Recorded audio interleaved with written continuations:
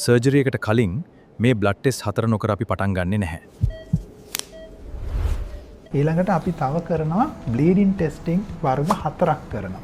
මොකද අපි සිදුරු හදනවා හැමතැනම තුවාල කරලා මේ කොණ්ඩ බද්ධ කරනකොට හොඳ බද්ධ කිරීමක් කරන්න නම් අපි බොහොම ළඟ තුවාල හදන්න ඕන. එතකොට ඒවයි හැම වෙලාවෙම අපි කරන හැම බද්ධ කිරීමකදීම හෝ කොණ්ඩ එක්ස්ට්‍රැක්ට් කිරීමකදීම අපිට බ්ලීඩ් වෙන්න පුළුවන්. එහෙම නැත්නම් ලේ ගැලීමක් වෙන්න පුළුවන්. සියුම් රුධිරය ගැලීමක් වෙන්නේ.